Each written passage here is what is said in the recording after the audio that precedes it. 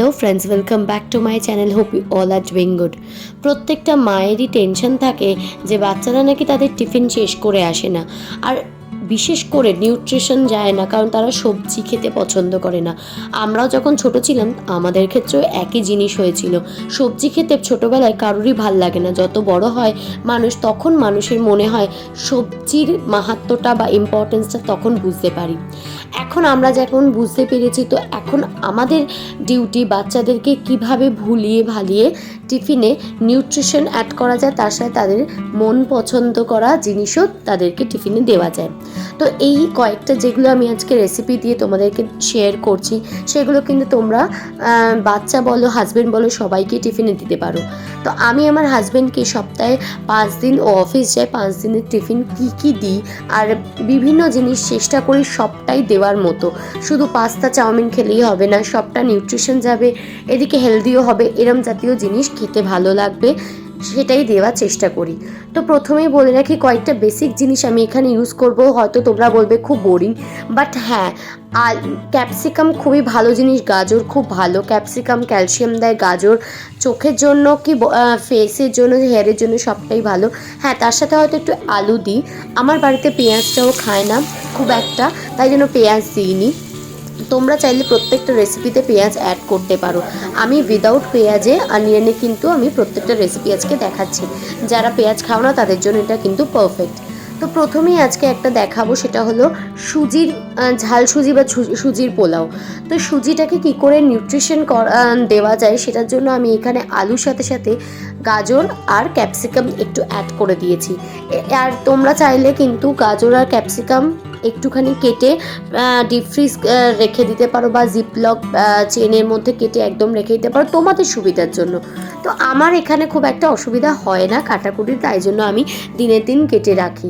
তো এখানে দেখতে পারলে অল্প একটু তেলের মধ্যে আলু, ক্যাপসিকাম আর গাজরটাকে ভালো করে ভেজে যখন দেখলাম সিদ্ধ হয়ে গেছে আলুটা, তারপরে আমি সুজিটাকে কিন্তু এখানে দিয়ে দিয়েছি। নুন আর অল্প মিষ্টি দিয়ে আমি এখানে ভালো করে নেড়ে একদম অল্প জল দিয়ে দেব।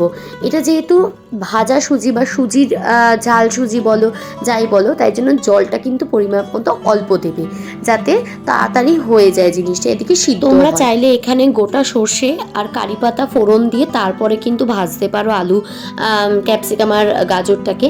আমার বাড়িতে সেদিনকে ছিল না কারি পাতা, তাই জন্য দিইনি, নাহলে অন্যদিন আমিও দিই। তো দেখতে পাচ্ছ এখানে ভালো করে নেড়ে চেড়ে নিয়েছি, আর এখানে কিন্তু সুজিটা ভালো করে সিদ্ধ হয়ে গেছে। একটু ঢেকে রেখে দিয়েছি যাতে একটুখানি মানে ক্রাঞ্চি ব্যাপারটা আসে আর একটু ঝুরঝুরে হয় জিনিসটা। একটু সময় নিয়ে কিন্তু করতে হয়, অলমোস্ট 10 মিনিটসের মধ্যে হয়ে যাবে। সময় মানে এরকম না 1 ঘন্টা 1 ঘন্টা লাগবে, 10 মিনিটসের রান্না। একটুখানি রেখে দেবে সিমি করে, বা বন্ধ করেও রেখে দিতে পারো। একদম দেবে যখন ওরা খাবে অল্প অনেকটাই ঝুরঝুরে হয়ে যাবে। তো এই জিনিসটা কিন্তু খুবই ভালো খেতে হয়। আর লঙ্কা চাইলে লঙ্কা দিতে পারো, হাজব্যান্ড খুব একটা আমার লঙ্কা খায় না, তাই জন্য আমি এরমভাবে করেছি। দেখতেও যেমনি ভাল লাগছে, খেতেও ওরা কিন্তু মন খুলে খাবে।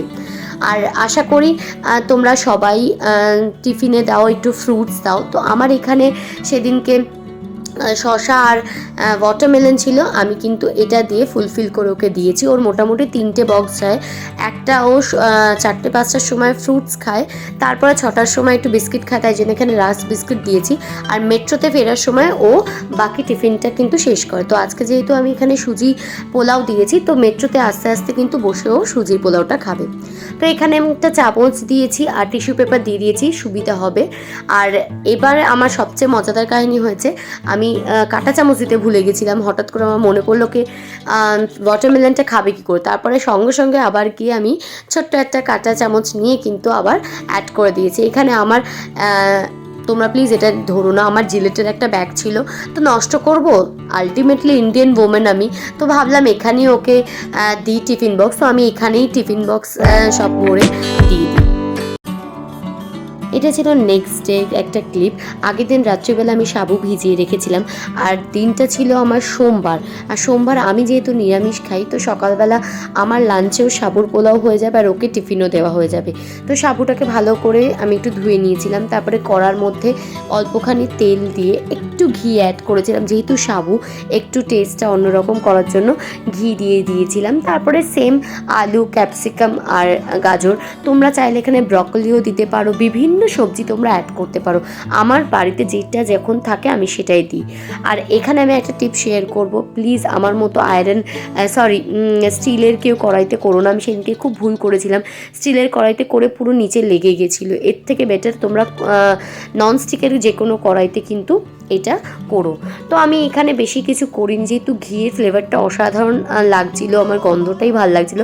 নুন মিষ্টি দিয়ে একটুখানি গোলমরিচ দিয়ে ভালো করে কিন্তু নাড়িয়ে দিয়েছিলাম। এখানে আমার সাবুর পোলাও বা সাবুর যেটাই বলো, আমি এখানে সাবুর পোলাও দিয়েছি, সবজি দিয়ে সাবু বলেছি তোমাদেরকে।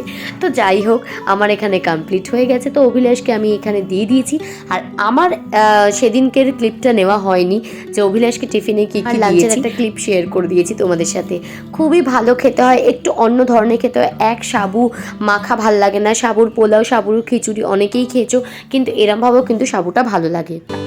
এটা হলো থার্ড একটা রেসিপি শেয়ার করছি, যেটা হলো বাচ্চাদের খাওয়ানোর জন্য আমার মনে হয় অ্যাপ্রোপ্রিয়েট একটা পরোটার রেসিপি শেয়ার করছি, যেটা আমি মাঝে মাঝেই করে থাকি। এখানে সেদিনকে আমার গাজর আর আলু ছিল, ক্যাপসিকাম ছিল, ক্যাপসিকামটাকে প্রথমে একটুখানি গ্রেট করে নিয়েছিলাম, তারপর দেখলাম ভাল লাগছে না, তো ভালো করে আমি এখানে কুচি কুচি করে কেটে নিয়েছি। তো এবার পরোটাটাকে কি করে করব, তোমরা ভাবতেই পারো এই ক্যাপসিকাম দিয়ে আবার পরোটা কোনদিন হয় নাকি। সত্যি অসাধারণ হয়, মাস্ট ট্রাই রেসিপি। আর বাচ্চাদের জন্য তো একদম পারফেক্ট। বাচ্চাদের টিফিনে দেওয়ার জন্য আমার মনে হয় stuffed paratha is the best, যেখানে বাচ্চারা বুঝতেও পারে না তারা কী কী সবজি খেয়ে নিচ্ছে, এদিকে আনন্দ করে মজা করে ভালো করে খেয়েও নেয়। তো আমার মনে হয় প্রত্যেকটা মারা আমার জন্য এটা, আমার তরফ থেকে এটা স্পেশাল রেকমেন্ড যে তোমরা এরমভাবে স্টাফড পরোটা করো। কারণ আমার হাজব্যান্ডও সবজি খেতে প্রচণ্ড নকরা করে, তো আমি এরমভাবেই ওকে বিভিন্ন সবজি খাওয়াই। স্টাফড পরোটা ভালোবাসে খেতে, এদিকে খাওয়ারও হয়ে যায়, নিউট্রিশনও চলে যায়, আর কী কী সবজি খাচ্ছে বুঝতেও পারে না। হাউসওয়াইফ হিসাবে প্রত্যেকটা হাউসওয়াইফের এটা ডিউটি থাকে যে কী করে হাজব্যান্ডকে কী করে নিজে আর বাচ্চাদের পেট ভরা খাওয়াবো, আর তার সাথে নিউট্রিশন থাকবে, সবজি থাকবে। আর বাচ্চা বলুন হাজব্যান্ড বলুন, যারা খেতে চায় না তাদের জন্য এরমভাবে ট্রিক্স দিয়ে খাওয়ানোর মজাটাই আলাদা। যখন তারা বলে যে কী ভালো খেতে হয়েছে, কিন্তু বুঝতে পারে না ভেতরে কী কী ছিল। তো যাই হোক, চলো আজকের এই জিনিসটা বলে দিই। প্রথমে দেখতেই পারলে আটাটাকে একটু ময়াম দিয়ে ভালো করে মেখে রেস্টে রেখে দিয়েছিলাম। তারপরে আলু আর গাজরটাকে যেটা সিদ্ধ করেছিলাম সেটাকে একটু নুন গোলমরিচ দিয়ে ভালো করে মেখে রেখেছিলাম। তারপরে অল্প একটু সামান্য তেল দিয়ে ক্যাপসিকামটাকে শ্যালো ফ্রাই করে আলুগুলোর সাথে ভালো করে এখানে মিক্স করে একটা স্টাফ করে রেখে দিয়েছি।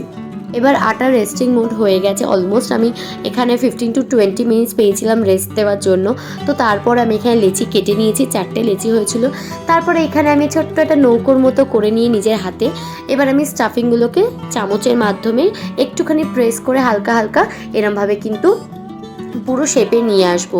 ভালো করে স্টাফিংগুলোকে ভেতরে ঢুকিয়ে চারদিক দিয়ে দেখো আটাগুলোকে এরমভাবে মুড়িয়ে দিলেই ভালো করে দেখবে গোল একদম লেচিটা কাটা হয়ে যাবে। এরমভাবে প্রত্যেকটা লেচি আমি কেটে নেব, এবং যদি দরকার হয় আমার মতো একটু আটা ইউজ করতে পারো। যেহেতু একটু বেশি করে স্টাফিং দিয়ে আমি, তাই জন্য একটু মাঝে মাঝে ফেটেও যায়, তো সেখানে আটা দিয়ে জিনিসটাকে শেপ করে দেওয়া যায়। তো এখানে দেখো প্রত্যেকটাই আমি একই সিস্টেমে একই ওয়েতে কিন্তু একটু হালকা হালকা প্রেস করে আমি কিন্তু প্রত্যেকটাই এখানে রেডি করে রেখে দেবো।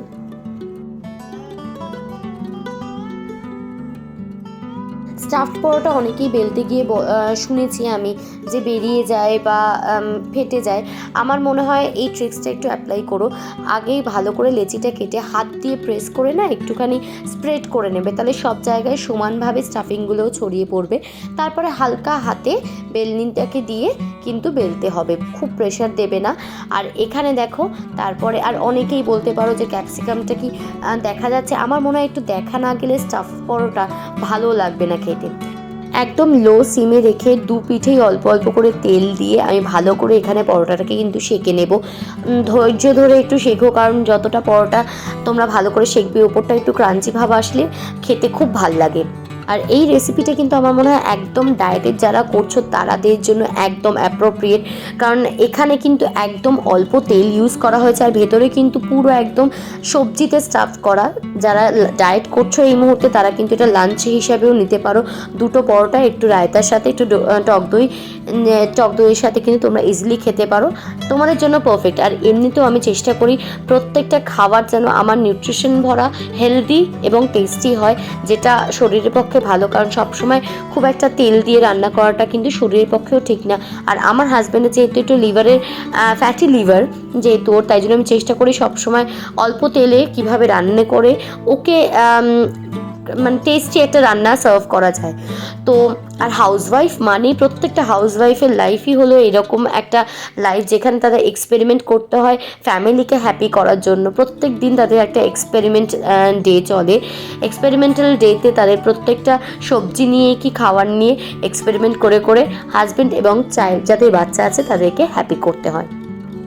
তো এখানে দেখো আমি র্যাপিং পেপারে সবসময় রাখি বাড়িতে, কারণ এরকম পরোটা যখন করি র্যাপ করে ভালো করে দিয়ে দিই ওকে টিফিনে, যাতে সগি ব্যাপারটা না হয়ে যায় পরোটা, আর ক্রাঞ্চি থাকে যতক্ষণ ও খাবে। আমি এটা সকালবেলা করি, আর ও যখন খায় মোটামুটি 8টা 8:30 রাত্রিবেলা খায়, একদমই নষ্ট হয় না কোনো খাবার, একদম টাটকা থাকে, ভালো থাকে। আর সেদিনকে আমার বাড়িতে খুব একটা ফ্রুটস ছিল না, তো একটু দুটো খেজুর আর আমি শশা কেটে দিয়ে দিয়েছিলাম।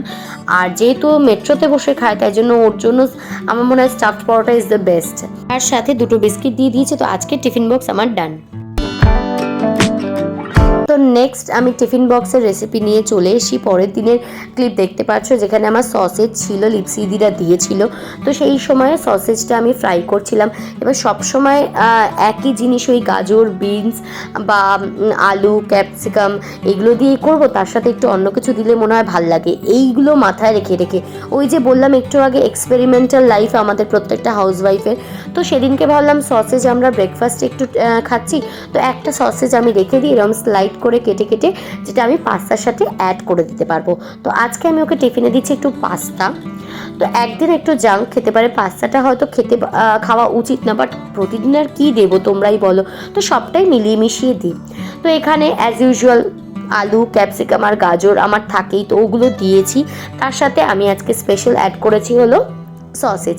একটু অন্যরকম খেতেও হলো, আমার নিজের চোখেরও ভাল লাগে, কারণ সবসময় একই যদি আমি সবজি দিয়ে করি সেটা আমার পক্ষেও খুব বোরিং লাগে, আর যে খাবে তার পক্ষেও বোরিং লাগে। আর সবসময় সকালবেলা চিকেন যে বের করে সিদ্ধ করে করে দেবো ওকে চিকেন কুচি করে, সেটা সবসময় হয়ে ওঠে না। তো সসেজ ছিল, তো ভাজছিলাম, তো ভাবলাম একটা সসেজ আমি সরিয়ে রাখি ওর জন্য, তো কেটে কেটে এরমভাবে দিয়ে দেবো।